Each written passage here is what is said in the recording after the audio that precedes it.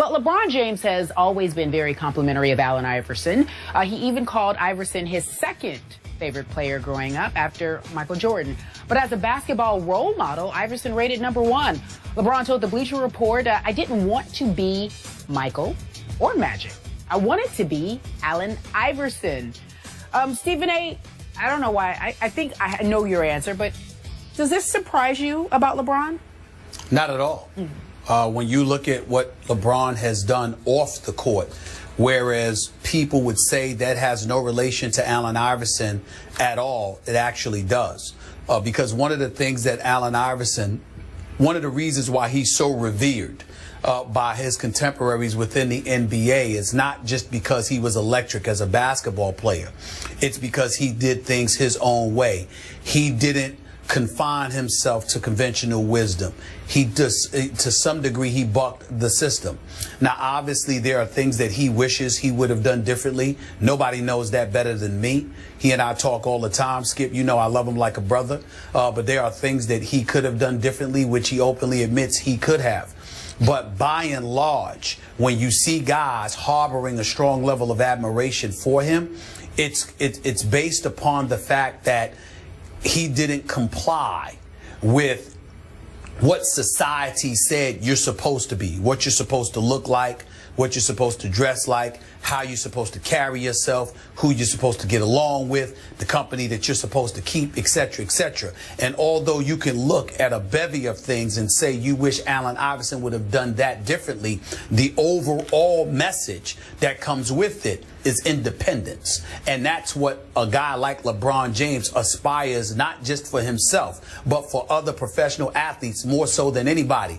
It's one of the reasons, Skip Bayless, why a guy like Floyd Money Mayweather, these guys reach out to him all the time and talk to him because they want to know how he went about the business of getting rid of the constraints to hold him back, betting on himself, being in a position where he's empowered himself, where he's an employer instead of an employee, and he's getting all of this money, and he has such incredible control over his own destiny. That's LeBron James. You look at the commercials, you look at the money that LeBron James generates, you look at the endorsement deals that he has. He doesn't just get a check for endorsing products. Him in conjunction with Rich Paul, with Maverick Carter, with Mark Termini and those boys, they've arranged it and manipulated it so LeBron James actually gets a piece of the action. Beats by Dre. You know, when LeBron invested in that and collected tens of millions of dollars off of that alone. The list goes on and on. You know, communicating and being friends with a Warren Buffett. Those things matter. They resonate profoundly because what he's trying to do is basically establish himself as his own entity. He's already done it, obviously, but I'm just saying that was always the goal. When J.R. Smith and Amon Shumpert arrived, LeBron let them know this ain't a game. This is about business. This is about the end results and reaping the benefits from it, and basically allowing yourself to be independent. So once your career is over, you don't have to lean on anybody to move forward in life. This is the kind of things he's preached to Melo. These are the kind of things he's preached to Dwayne Wade and Chris Bosh and beyond, and Kevin Durant and all of these guys. He's always been about that. And it emanates from a guy like Allen Iverson. Not necessarily to perfection, but I'm just saying Allen Iverson's willingness to stand on his own 2 feet and be who he is and who he wants to be. Guys like LeBron and others have always appreciated that about AI. That is why he will be loved eternally by these players. Yeah. You are uniquely qualified to comment on this.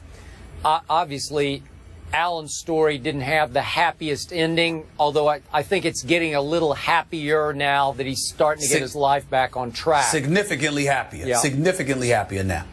Yes. So I appreciate that. I must admit, more from a distance, I was a little surprised when I first heard LeBron talk about how much he idolized AI. I get it because of the cool factor. Allen Iverson, to me, was the coolest basketball player ever. And in part, it was because he broke that mold. He did not let convention or expectation constrain him. And there was much more to be respected, even admired about Allen's game to me, and you know it very well, Stephen A., but was there ever a gutsier player, a more courageous player? How many nights did you watch him drive the basketball again and again and again into those trees, among those 7-footers, and what was he, 6 feet tall maybe? And the punishment that he took, crashing to the floor time and time again. A lot of players will forever admire just the way he played. He played so hard. I know he freelanced a lot on defense, but he just played hard from start to finish. And we all respected that, and I know LeBron did. Obviously, the reason it shakes you up to think of LeBron and AI is that LeBron knew how to play the game the right way from the start. As soon as I started seeing him, his junior year in high school on national TV, I could tell he knew how to play. He had the gift of passing the basketball. Coaches, and he's talked about many of them from second grade up, taught him the right way to play basketball. So you would think that Magic would have been his idol, because he was a young Magic Johnson as a, soon-to-be 6'9" point guard. And obviously, Michael Jordan was the preeminent superstar of LeBron's childhood. So you could see where he would idolize Michael. But again, he never seemed to idolize Magic's game as much as he idolized the way that AI played. And that shakes me up a little bit, because I would have thought that it would be Magic. He would pattern himself after Magic more. Well, the reason why he didn't pattern himself after Magic more, Skip, I'm sure you can appreciate this, is that Magic, obviously Magic and Bird were responsible for taking the NBA to another stratosphere. Well, Magic Johnson, and we all love and respect Magic Johnson. He's a role model. We idolize him in a lot of ways. I know I do. But we need to highlight why guys may have leaned towards an Allen Iverson as opposed to a Magic. Magic, the system itself, and America being what and who it is, gravitated towards Magic because Magic had that magnetic smile. He didn't just have a great game. He wasn't just a champion, but he wasn't somebody who put you off. He was somebody that just ingratiated himself with practically everyone he saw, regardless of color, ethnicity, background, culture, etc. Magic was that kind of magnetic figure.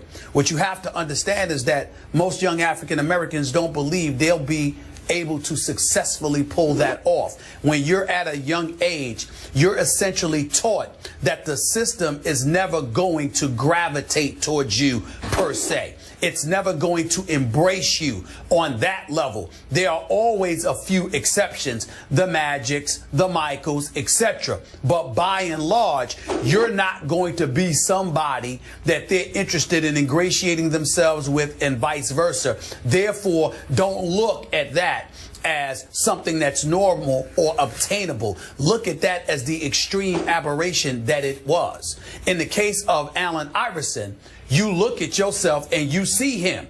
You see him from the perspective, not just the cornrows or the tats or whatever. You see yourself in him because you saw how at times he was a pariah. At times he seemed to have the odds stacked against him. At times he seemed to be somebody that so many people wanted to and wished that he had failed. But he succeeded anyway. So you're talking about perseverance. You're talking about resiliency. You're talking about a die-hard mentality, overcoming all the odds, the bowling alley brawl, being incarcerated, being granted clemency by the governor of Virginia at the time, Douglas Wilder. All of these things that transpired spoke not just to the greatness of Allen Iverson, the player, but it was indicative of something that the entire African American community could relate to from an historic perspective. So if you're a LeBron James and you're on the come up, even though you know and hear about the greatness that appears to be imminent when it comes to you, you're looking at yourself and you're saying, who am I in all likelihood most relatable to? Who is the pioneer that's going to set the path that I'm destined to follow in? That would be Allen Iverson, not Magic Johnson. Okay, so you brought up Floyd Mayweather Jr. Yes. Would you agree that Magic Johnson has been as successful in business as Floyd has been, just on earning power? And I know Floyd obviously had to buck the system to make the money.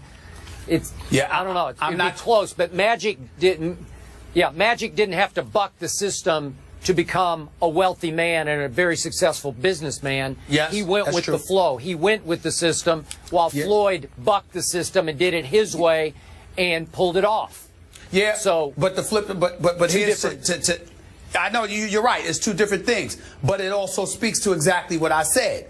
Magic, whether it's the Guggenheim, I think it's the name, the Guggenheim Group or whomever, it's Magic's name attached to a bunch of billionaires who don't look like him but have more money than him.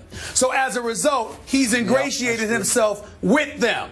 Whereas in the case of Floyd Money Mayweather, not only did he earn his money boxing in the ring, but he's connected to Al Heyman, who happens to be an African American. You got, Leonard Ellaby, who's the CEO of Mayweather Promotions, who's an African American, and he's making his money through business, but not necessarily endorsements. So it's based on his performance and his performance reaping the financial benefits of its success, whereas Magic, again, successfully went about the business of ingratiating himself with those in positions of power. They, in turn, accepted him and embraced him, and that's the way he got his money. In most instances, you can't find a black man who, particularly a young black man, who believes that they can pull off what Magic pull off. But you do believe you could pull off what Money Mayweather pulled off, because you believed you could pull off what Iverson pulled off, because it's more relatable.